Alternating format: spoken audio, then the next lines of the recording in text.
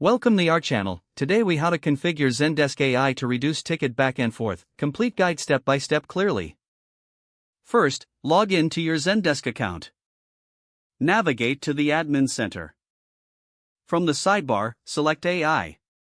Click on Automations to access the automation features.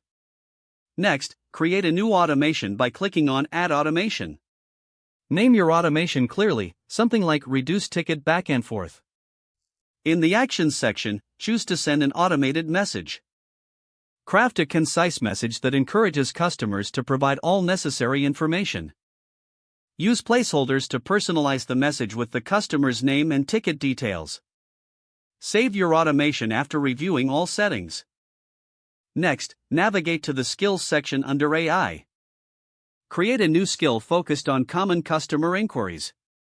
Choose a set of intents that match the usual reasons customers open tickets.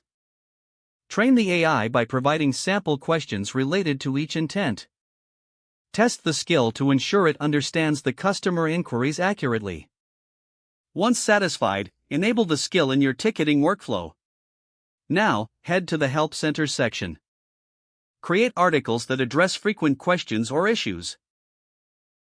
Ensure these articles are concise and easy to understand. Link these articles to your AI responses as suggested resources. Encourage customers to review these resources before submitting a ticket. Finally, monitor the performance of your automations and skills. Adjust the messages and intents based on customer feedback and ticket trends. With these configurations, you'll significantly reduce back and forth communication in your ticketing process. This concludes the guide on configuring Zendesk AI to streamline your ticket handling. If the page does not load, refresh the browser or try again in a private or incognito window.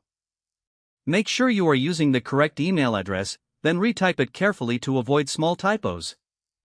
If your password is not accepted, use the reset option and create a new strong password you can remember. Check your spam folder for verification or security emails, then complete any requested confirmation steps. Enable two-factor authentication if available to improve account security and reduce unauthorized access risk. Don't forget to like this video and subscribe to our channel for more step-by-step tech guides.